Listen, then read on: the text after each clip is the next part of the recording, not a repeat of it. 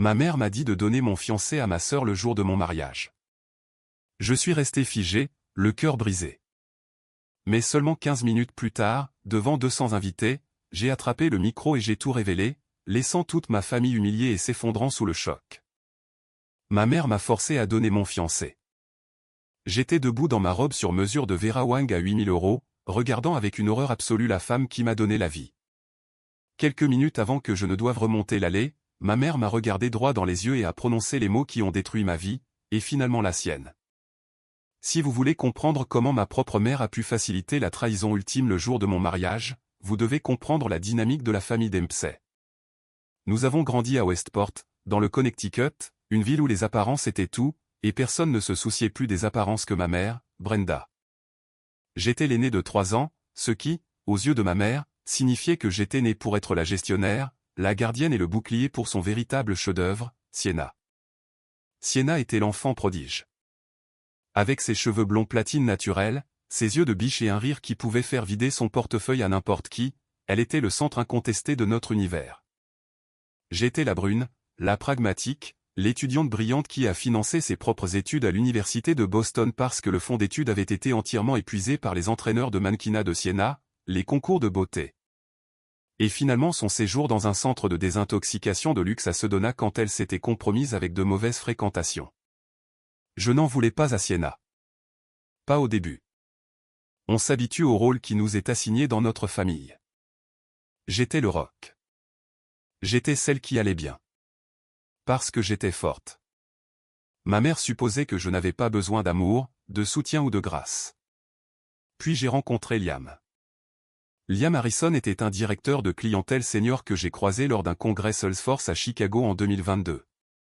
Il était charmant, incroyablement terre à terre, et me regardait comme si j'étais la seule femme dans la pièce. Pour la première fois en 28 ans de vie, je n'étais pas seulement la sœur aînée fiable ou la chef de projet travailleuse. Pour Liam, j'étais le personnage principal. Nous nous sommes liés par notre amour commun des terribles films de série B, nos carrières exigeantes et nos rêves d'acheter une maison à rénover au calme dans la vallée de l'Hudson. Quand Liam m'a demandé en mariage 18 mois plus tard à la Bethesda Terrace de Central Park, j'ai eu l'impression que l'univers me donnait enfin ma chance d'être heureuse. Il a glissé un magnifique diamant ovale de 2 carats à mon doigt et j'ai pleuré jusqu'à ce que mon mascara coule dans mon cou. J'avais hâte de le ramener à la maison et de fusionner officiellement nos vies. Ce fut ma première erreur. La présentation a eu lieu lors d'un dîner de famille chez ma mère. Liam a apporté une bouteille coûteuse de Cabernet de Quai. Sienna, qui avait 25 ans à l'époque et était entre 2 emplois pour la 4e année consécutive, a ouvert la porte. J'ai vu ses yeux parcourir de haut en bas la silhouette de 1m88 de Liam. Elle a pratiquement ronronné en se présentant, s'attardant dans leur étreinte juste une seconde de trop. Pendant le dîner, l'attention s'est entièrement déplacée de nos fiançailles à la récente rupture de Sienna avec un type riche nommé Chad.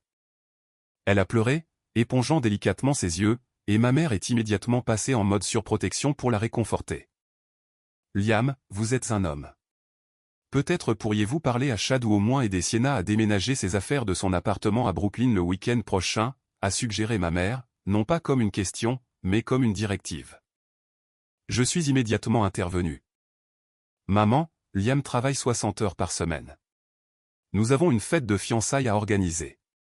Il ne peut pas conduire un camion de déménagement à travers Brooklyn. » La lèvre inférieure de Sienna a tremblé. « Ce n'est pas grave, Chloé. Je le ferai moi-même. J'ai l'habitude d'être seul. » Liam, toujours le pacificateur, a posé une main sur mon genou. « Ce n'est pas grave, Chloé. Ça ne me dérange pas. Je peux prendre un samedi pour l'aider. Nous allons être une famille, n'est-ce pas ?» Ma mère lui a souri radieusement. « Tu vois, Chloé, Liam comprend ce qu'est la famille. Tu pourrais apprendre une chose ou deux de lui sur la compassion. » Ce fut la première fissure dans le barrage. À partir de ce week-end, Liam est devenu le bricoleur personnel, le thérapeute et le grand frère de Sienna. Du moins, c'est ce que je pensais. Quand sa voiture est tombée en panne sur l'I-95, elle n'a pas appelé l'assistance. Elle a appelé Liam. Quand elle a eu une crise de panique à 1h du matin parce qu'elle avait vu son ex sur Instagram, elle a appelé Liam. J'ai essayé de fixer des limites. J'ai fait asseoir Liam dans notre appartement 3 mois avant le mariage et je lui ai dit que c'était inapproprié. Elle compte trop sur toi, ai-je dit, en essayant de cacher le désespoir dans ma voix. Et tu la laisses faire? Liam avait l'air épuisé, passant une main dans ses cheveux. Chloé, elle est fragile. Ta mère m'envoie des SMS me suppliant pratiquement de prendre de ses nouvelles parce qu'elle a peur qu'elle ne replonge. Ce ne sont que des appels téléphoniques. Je t'aime. C'est toi que j'épouse. Je l'ai cru. Je voulais le croire, mais la manipulation psychologique de ma mère était incessante. Si je me plaignais, Brenda me traitait d'égoïste, de froide et de jalouse. Tu as tout, Chloé, m'a-t-elle lancé au téléphone un après-midi alors que nous étions censés discuter des arrangements floraux. Tu as la carrière, l'appartement, le fiancé. Ta sœur se noie. Pourquoi ne peux-tu pas partager un peu de ton bonheur avec elle? Je ne réalisais pas qu'elle le pensait littéralement. 14 octobre, le jour où je devais devenir Madame Chloé Harrison. Le lieu de réception était un château à Huntington, New York.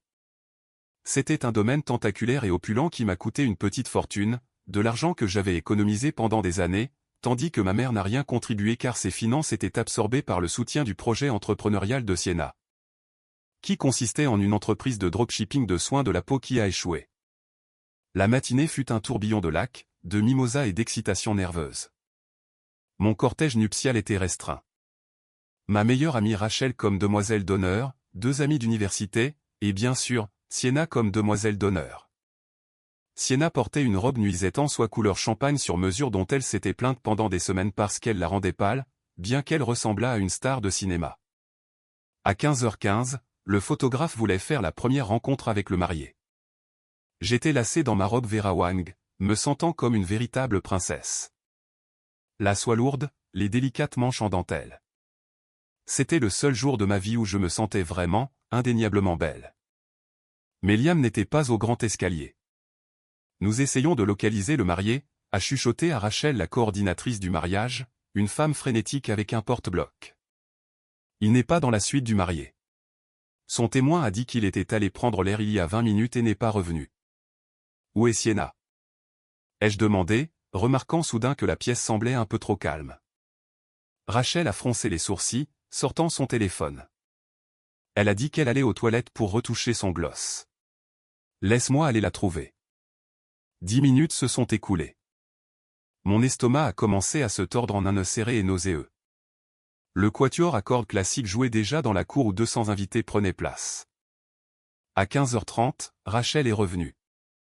Toute couleur avait quitté son visage. Elle avait l'air d'avoir vu un fantôme. Elle est passée devant le photographe, devant la coordinatrice, et a saisi mes mains. Elle tremblait. Chloé, a étouffé Rachel, sa voix à peine un murmure. Tu dois venir avec moi tout de suite. Juste toi. Rachel, qu'est-ce qui ne va pas? Liam s'est-il évanoui? Est-ce qu'il va bien? Ai-je demandé, la panique montant dans ma gorge. Viens juste avec moi, a-t-elle insisté, me tirant vers les lourdes portes en chêne de la suite nuptiale. J'ai relevé les épaisseurs de ma robe, mes talons gimichou claquant bruyamment sur les sols en marbre des couloirs du château. Rachel m'a éloigné des zones animées principales, vers un couloir calme menant à la bibliothèque privée du domaine. En nous approchant, j'ai entendu des voix chuchotées et frénétiques. Je les ai reconnues instantanément. C'était ma mère, Sienna et Liam. Rachel s'est arrêtée à quelques mètres de la porte entr'ouverte et a serré ma main, des larmes coulant sur ses cils. Je suis tellement désolé, a-t-elle articulé sans un son. Je l'ai bousculée et j'ai poussé la lourde porte en acajou pour l'ouvrir. La scène à l'intérieur de cette pièce est gravée dans mes rétines avec la clarté d'un flashback traumatique. La veste de smoking de Liam était jetée sur un fauteuil en cuir. Son nœud papillon était défait. Sienna se tenait devant lui, sanglotant hystériquement, agrippant les revers de sa chemise blanche impeccable. Son maquillage parfaitement appliqué était maculé, et les mains de Liam, les mains qui avaient mis une bague à mon doigt, entouraient son visage, essuyant ses larmes. Ma mère, vêtue de sa robe vert émeraude de mère de la mariée, se tenait à côté d'eux, frottant doucement le dos de Sienna. Qu'est-ce qui se passe ici, bon sang? Ma voix a tranché l'air de la pièce comme un coup de feu. Les trois se sont figés. Liam a retiré ses mains du visage de Sienna comme si elle avait soudainement pris feu. Il a reculé d'un pas, son visage devenant gris cendre. Chloé, Attends, laisse-moi t'expliquer. Sienna a laissé échapper un sanglot étranglé et a enfoui son visage dans ses mains, s'effondrant de façon dramatique contre l'épaule de ma mère. Expliquer quoi? J'ai fait un pas en avant, le poids de ma robe me semblant soudain être une encre de plomb me tirant vers le sol. Mes yeux allaient et venaient entre l'état débraillé de Liam et le rouge à lèvres maculé de Sienna. Un engourdissement froid et suffocant s'est propagé de ma poitrine jusqu'au bout de mes doigts. Expliquez pourquoi vous vous cachez dans une bibliothèque avec ma sœur 20 minutes avant notre mariage. Liam ne pouvait même pas me regarder. Il fixait le tapis perçant sous ses chaussures coûteuses, sa mâchoire se crispant. Ce n'est pas ce que tu crois. Sienna faisait juste une crise de panique. Et je. Ne lui mens pas, Liam, a soudainement crié Sienna, tournant son visage strié de larmes vers moi. Ne mens pas. Tu m'aimes. Tu me l'as dit hier soir à l'hôtel. Le monde s'est arrêté de tourner. L'air a quitté la pièce. Hier soir. J'ai regardé ma mère, attendant qu'elle explose, attendant qu'elle gifle Sienna, qu'elle crie sur Liam, qu'elle me défende, moi, sa fille, la mariée. Au lieu de cela, ma mère a pris une profonde inspiration, s'est redressée et s'est placée carrément entre moi et eux deux. Elle m'a regardé non pas avec pitié, mais avec un pragmatisme froid et calculé. « Chloé, ma chérie, écoute-moi », a dit ma mère, sa voix étrangement calme. C'est une bénédiction déguisée. Mieux vaut que tu le découvres maintenant qu'après avoir signé les papiers. Découvrir quoi? Ai-je murmuré, ma voix se brisant. Maman, qu'est-ce que tu racontes? Liam et Sienna ont tissé un lien très profond au cours des derniers mois, a dit ma mère, lissant la jupe de sa robe comme si elle discutait de la météo. Ils sont tombés amoureux. Ils ont essayé de lutter contre ça, mais c'est indéniable. Tu savais. La trahison ressemblait à un couteau physique se tordant dans mes côtes. Tu savais que mon fiancé couchait avec ma sœur. Et tu m'as laissé organiser un mariage. Tu m'as laissé mettre cette robe. Ne sois pas dramatique, Chloé. Ma mère a soupiré, roulant des yeux une fraction de seconde. Personne n'a prévu ça. Mais tu dois regarder la réalité de la situation. Tu es forte. Tu as un super travail. Tu as ton propre argent. Tu as toujours été si douloureusement indépendante. Tu n'as pas besoin d'un homme. Elle s'est approchée de moi, ses yeux se durcissant. Sienna est fragile. Le monde est trop dur pour elle. Elle a besoin de quelqu'un pour la protéger, pour prendre soin d'elle. Liam veut le faire. Il la fait se sentir en sécurité. Alors, je te demande de faire ce qu'il faut en tant que sa grande sœur. Laisse ta sœur la voir. Elle mérite le bonheur. Je l'ai regardée fixement. Le silence dans la pièce était assourdissant, rompu seulement par les reniflements pathétiques et théâtraux de Sienna.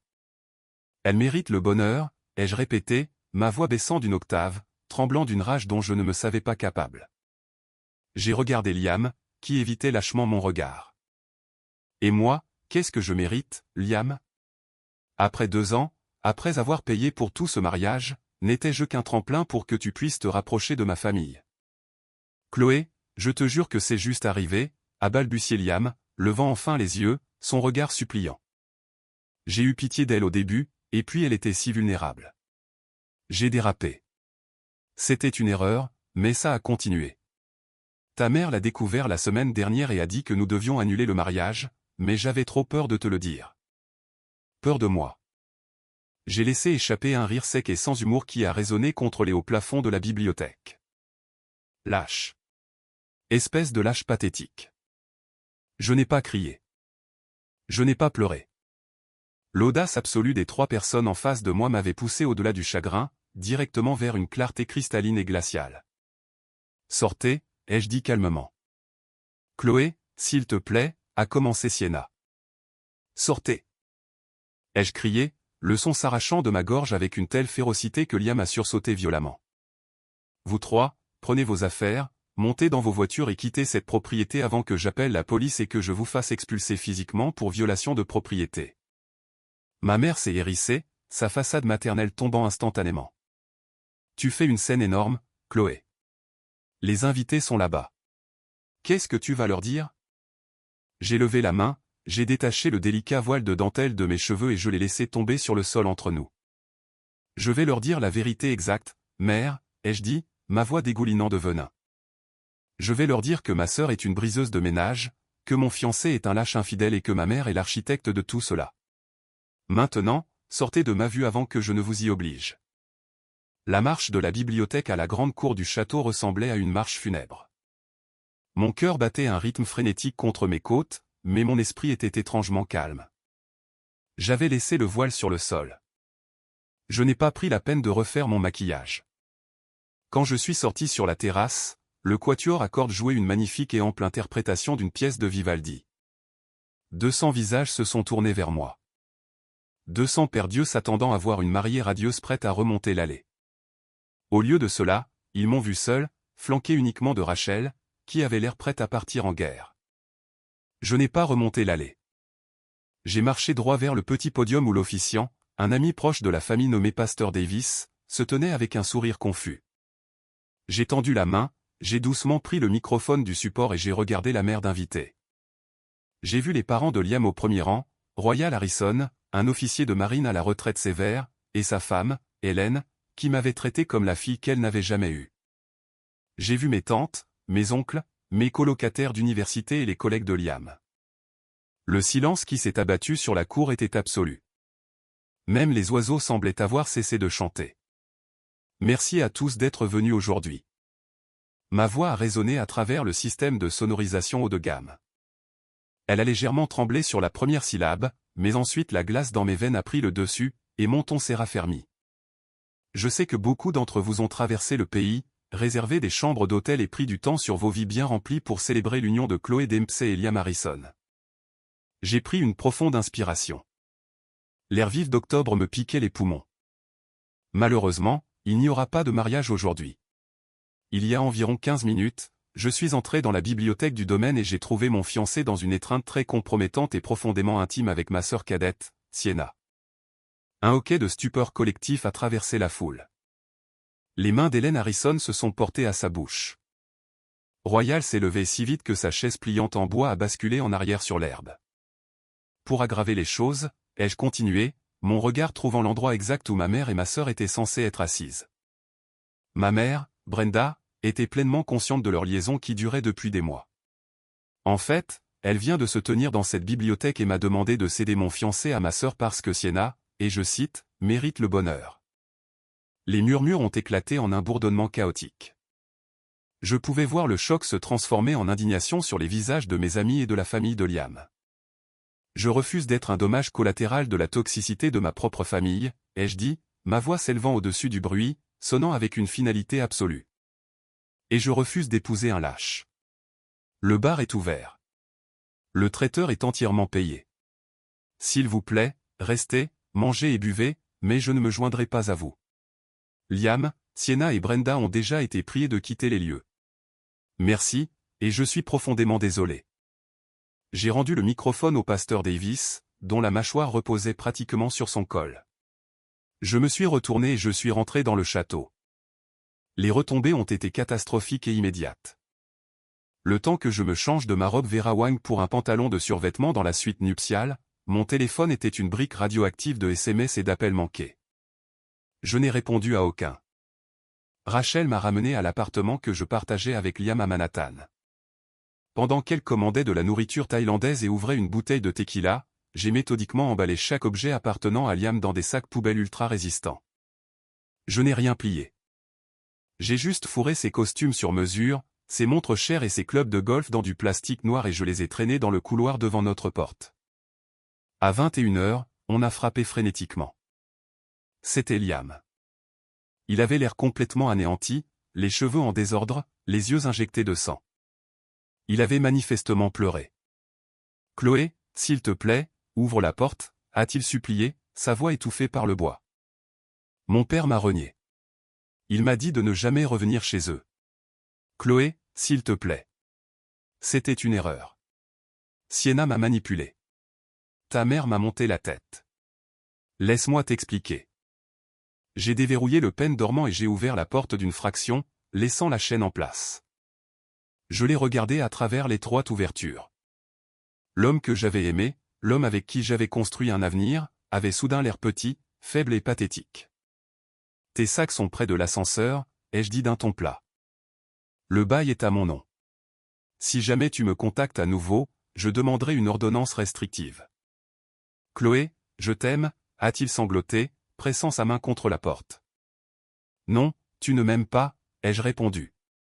Tu détestes juste les conséquences. Bonne vie, Liam.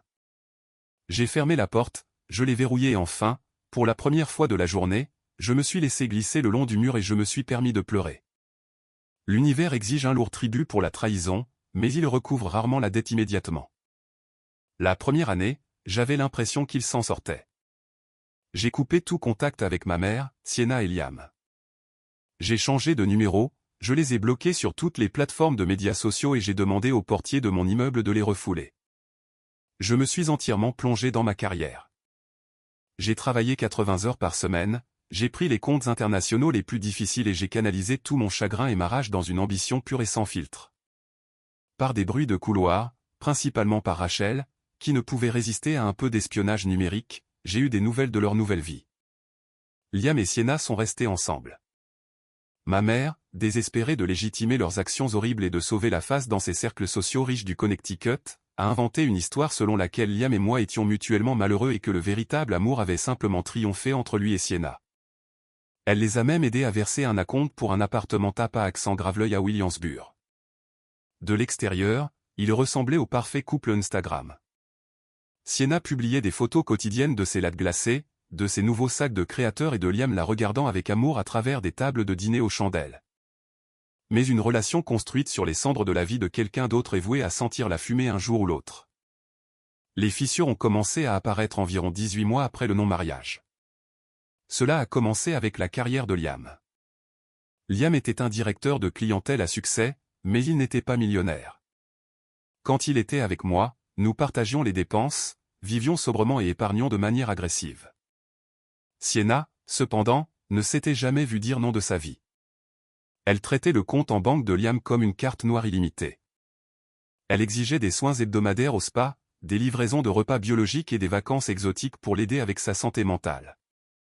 Sans moi pour gérer la logistique de sa vie, Liam a commencé à faillir au travail. Sa réputation impeccable a pris un coup quand il a raté une présentation capitale pour un géant de la technologie parce qu'il était resté éveillé jusqu'à 4 heures du matin à se disputer avec Sienna au sujet de ses factures de carte de crédit. Puis est venu le vrai karma. Sienna s'est ennuyée.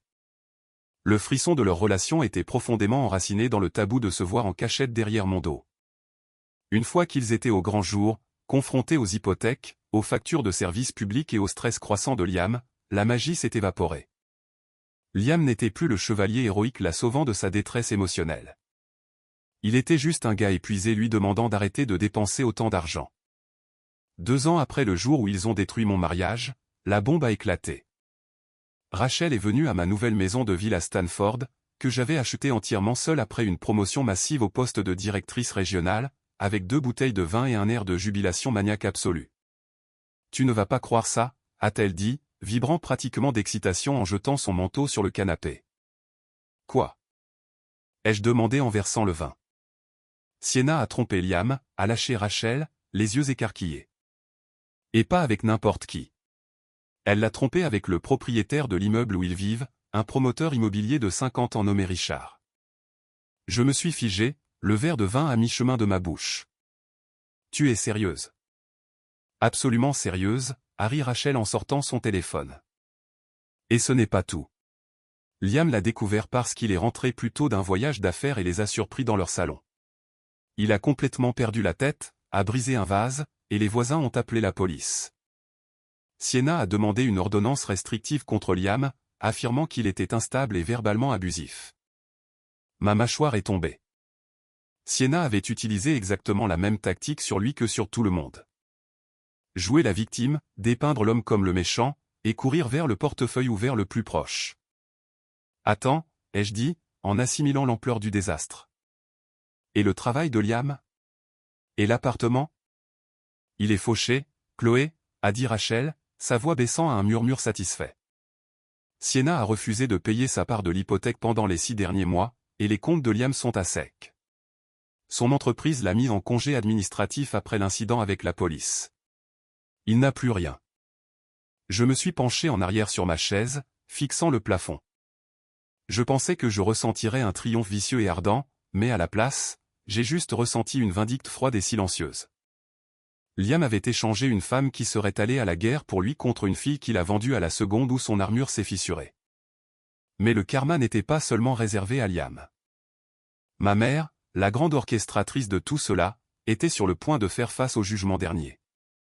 Brenda s'était portée co-emprunteur pour l'hypothèque de l'appartement de Liam et Sienna à Williamsburg. Elle avait également vidé le reste de ses économies de retraite pour financer la nouvelle marque de bien-être de Sienna, qui avait spectaculairement échoué en 3 mois. Lorsque Liam n'a pas pu payer l'hypothèque, la banque ne s'est pas seulement retournée contre lui. Elle s'est retournée contre Brenda. Selon ma tante, qui avait maintenu un contact sporadique avec moi, la vie parfaite et soigneusement entretenue de ma mère à Westport s'effondrait. La banque menaçait de mettre une hypothèque sur sa maison. Son cercle social, les femmes riches et bavardes qu'elle voulait désespérément impressionner, l'avait entièrement ostracisée après que la vérité sur mon jour de mariage ait lentement fuité. Soudain, ma mère était fauchée, socialement exilée, et coincée à gérer l'ouragan des conséquences de Sienna. Et puis, un mardi après-midi, mon téléphone a sonné. C'était un numéro non enregistré, mais l'indicatif régional était celui de Westport. J'ai hésité, mon doigt planant sur l'écran avant de finalement appuyer sur accepter. Allô, Chloé. La voix était rauque, faible et complètement défaite. C'était ma mère. Je n'ai pas dit un mot. J'ai juste écouté la respiration lourde et tremblante à l'autre bout du fil. Chloé, s'il te plaît, ne raccroche pas, a plaidé Brenda, semblant plus âgée que je ne l'avais jamais entendue. Je sais que je n'ai aucun droit de t'appeler. Je sais que ce que j'ai fait est impardonnable, mais je t'en supplie. Je suis sur le point de perdre la maison. Sienna a déménagé à Miami avec ce promoteur immobilier et elle ne répond même pas à mes SMS. Les avocats de Liam me poursuivent pour la dette de l'appartement. Je n'ai rien. Je n'ai personne. Elle a commencé à pleurer. Ce n'étaient pas les larmes manipulatrices et théâtrales qu'elle avait l'habitude d'utiliser. C'étaient les sanglots bruts et laids d'une femme qui avait enfin touché le fond. C'est toi la forte, Chloé, a-t-elle pleuré. Tu as toujours été si intelligente avec l'argent. Tu sais toujours comment arranger les choses. S'il te plaît, j'ai besoin de ma fille. J'ai besoin de ton aide. Je me suis levé, je me suis dirigé vers les baies vitrées de ma belle et paisible maison, et j'ai regardé la ville que j'avais conquise toute seule. Vous n'avez pas de fille nommée Chloé, ai-je dit, ma voix aussi calme et claire qu'un matin d'hiver. Chloé, s'il te plaît. Vous avez fait votre choix dans cette bibliothèque, Brenda, ai-je interrompu, abandonnant le titre de maman pour toujours. Vous m'avez dit que Sienna méritait le bonheur. Eh bien, j'espère que vous êtes très heureuses toutes les deux. J'ai mis fin à l'appel, j'ai bloqué le numéro et je suis retourné boire mon vin. On dit que bien vivre est la meilleure des vengeances, mais je ne suis pas d'accord. Bien vivre est la base. La meilleure des vengeances est de regarder les personnes qui ont essayé de vous détruire orchestrer complètement leur propre chute spectaculaire pendant que vous achetez littéralement le sol sur lequel elles marchaient. 4 ans après le mariage qui n'a jamais eu lieu, j'avais 32 ans, j'avais été promue vice-présidente des opérations nord-américaines dans mon entreprise, et j'étais entièrement en paix. Ma vie était calme, farouchement protégée et remplie de personnes qui m'aimaient vraiment. Puis est venu le dernier coup poétique de la justice de l'univers. La maison coloniale bien-aimée de 4 chambres de ma mère à Westport, le joyau absolu de son identité, l'endroit où elle organisait ses clubs de lecture d'élite et jugeait la vie de tout le monde, a finalement été mise aux enchères par la banque. Brenda avait passé 2 ans à lutter contre l'expulsion, se noyant dans les frais juridiques, tandis que Liam déclarait faillite et que Sienna ignorait ses appels depuis Miami. Quand Rachel a vu l'annonce de la vente aux enchères publiques en ligne, elle me l'a transmise avec une seule ligne, « Penses-tu à ce que je pense ?» Je n'y pensais pas seulement. Je l'ai fait. J'ai créé une SARL anonyme par l'intermédiaire de mon avocat, judicieusement nommé le groupe de la bibliothèque, et j'ai fait une offre sur la maison. Parce que la propriété avait des problèmes structurels que Brenda avait ignorés pour financer le style de vie de Sienna, l'enchère était incroyablement basse. J'ai acheté la maison de mon enfance, la maison où ma mère m'avait façonné en un bouclier pour ma sœur, en espèces, bien en dessous de la valeur du marché. Je ne l'ai pas achetée pour y vivre. Je l'ai achetée comme un investissement immobilier. Le plan était de la vider, de la rénover et de la louer à une famille gentille et normale. Le jour où l'acte de propriété a été validé, je suis allé à Westport. C'était un mardi matin frais, étrangement similaire au temps qu'il faisait le jour de mon mariage ruiné. La maison était vide. La banque avait déjà supervisé l'enlèvement des biens restants de Brenda. J'ai déverrouillé la porte d'entrée et j'ai traversé les pièces vides et résonnantes. Les tapis persans coûteux avaient disparu. Les lourds meubles en acajou avaient disparu. Il ne restait que les éraflures sur les parquets et les rectangles délavés sur les murs où se trouvaient autrefois les portraits de famille. J'étais dans la cuisine, prenant des notes sur un porte-bloc pour mon entrepreneur général, quand j'ai entendu le crissement des pneus sur l'allée de gravier. J'ai regardé par la baie vitrée, une Honda Civic cabossée et rouillée s'est égarée. La portière côté conducteur s'est ouverte et une femme est sortie. Elle portait un pantalon de survêtement bon marché, ses cheveux blonds platine montraient des racines sombres et négligées, et elle avait l'air épuisée. C'était Sienna. J'ai regardé en silence, stupéfaite, pendant qu'elle montait les marches du perron et essayait sa vieille clé en laiton dans la serrure. Elle ne tournait pas. J'avais changé les serrures 2 jours auparavant. Elle a secoué la poignée de porte, frustrée, puis a regardé par la fenêtre latérale. Quand elle m'a vu debout dans la cuisine, son visage a perdu le peu de couleur qui lui restait. Elle a reculé d'un pas tandis que je me dirigeais calmement vers la porte d'entrée et que je l'ouvrais. « Chloé » a-t-elle murmuré, sa voix se brisant. Elle avait l'air d'avoir 10 ans de plus que ses 29 ans. Le bronzage de Miami s'était estompé en une pâleur maladive. « Bonjour, Sienna » ai-je dit, m'appuyant contre le cadre de la porte, mon porte-bloc à la main. « Qu'est-ce que tu fais ici » a-t-elle balbutié, regardant sauvagement autour du hall vide. « Où sont les affaires de maman » La banque a dit que nous avions jusqu'à vendredi pour récupérer les dernières boîtes du sous-sol. La banque était propriétaire de la maison jusqu'à hier, les jeux corrigés gentiment, sans aucune malice. Le nouveau propriétaire a pris possession ce matin. Tout ce qui restait à l'intérieur a été considéré comme abandonné et jeté dans une benne à l'arrière. Sienna m'a regardé fixement, son cerveau luttant pour faire le lien. Le nouveau propriétaire ? Qui l'a acheté ? Une SARL, ai-je dit. Ma SARL. La prise de conscience l'a frappée comme un coup physique. Ses genoux ont littéralement fléchi et elle a dû s'agripper à la rampe du porche pour se stabiliser. Tu as acheté la maison de maman ? Tu l'as achetée juste pour nous mettre dehors ? Je l'ai achetée parce que c'était une bonne affaire à la vente aux enchères, ai-je répondu froidement. Que fais-tu de retour dans le Connecticut, Sienna ? Je pensais que Miami était ton paradis permanent. Des larmes ont monté à ses yeux, débordant de ses cils sans mascara. Le barrage a cédé. Elle s'est tenue sur le porche de la maison que je possédais maintenant et a tout avoué. Richard, le riche promoteur immobilier avec qui elle s'était enfuie, n'était pas seulement marié. Il faisait l'objet d'une enquête fédérale pour fraude électronique et détournement de millions de ses investisseurs. 3 mois plus tôt, le FBI avait perquisitionné leur penthouse de Miami. Richard avait été arrêté, ses actifs gelés, et Sienna, qui avait été parfaitement heureuse de dépenser de l'argent volé pour des sacs Birkin et des jets privés, s'est retrouvée complètement démunie. Parce qu'elle était résidente du penthouse, les autorités ont confisqué tous ses articles de créateur comme preuve d'actifs achetés. Elle a dû supplier une ancienne amie de lui payer un billet de bus juste pour rentrer dans le Connecticut. Elle dormait actuellement sur un matelas pneumatique dans un minuscule appartement à Bridgeport que Brenda louait avec le reste de son argent de la sécurité sociale. Chloé, s'il te plaît, a sangloté Sienna. L'arrogance qui avait défini toute sa vie s'est complètement brisée. Je n'ai rien. Maman n'a rien. Elle travaille comme réceptionniste dans un cabinet dentaire. Je postule pour des emplois au centre commercial. Nous nous noyons. Je sais que tu me détestes, mais tu as gagné. Tu as tout l'argent. Tu as la carrière. Tu as même notre maison. Ne peux-tu pas nous aider, juste un prêt ? Nous sommes de la famille. J'ai regardé ma sœur cadette. J'ai cherché dans mon cœur une once de pitié. Une goutte de ce vieil instinct fiable de sœur aînée qui m'avait autrefois poussé à réparer ses erreurs. Je n'ai trouvé absolument rien.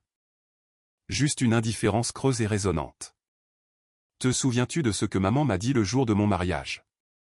Ai-je demandé doucement. Sienna a dégluti difficilement, baissant les yeux sur ses baskets éraflées. Elle m'a dit que tu étais fragile, ai-je raconté, ma voix stable. Elle a dit que le monde était trop dur pour toi et que tu avais besoin de quelqu'un pour prendre soin de toi, alors elle m'a demandé de te donner mon fiancé parce que tu méritais le bonheur. J'ai fait un pas en avant, la forçant à me regarder dans les yeux. Le monde est dur, Sienna. Et pour la première fois de ta vie, tu en fais l'expérience sans que moi ou quelqu'un d'autre ne paie la note. Tu as pris Liam. Tu as pris ton bonheur. Le fait que tu l'aies gaspillé n'est pas mon problème. Tu as 29 ans. Il est temps de grandir. Tu es un monstre, a-t-elle craché, sa tristesse se transformant instantanément en ce ressentiment laid et familier qu'elle avait toujours nourri à mon égard. Non. J'ai souri, un sourire sincère et terrifiant de paix. Je suis juste la propriétaire, et vous êtes en violation de propriété. Je suis rentré et j'ai fermé la lourde porte en chaîne sur son visage. Je l'ai entendu crier de frustration, donner un coup de pied dans la rampe du Porsche et retourner d'un pas lourd vers sa voiture rouillée. Tandis qu'elle s'éloignait en soulevant du gravier, j'ai senti un poids massif et invisible se lever enfin de mes épaules. 6 mois plus tard, j'ai loué la maison coloniale entièrement rénovée à un couple charmant avec 2 Golden Retrievers. Liam, aux dernières nouvelles, travaillait comme représentant commercial de niveau intermédiaire en Ohio, lourdement endetté.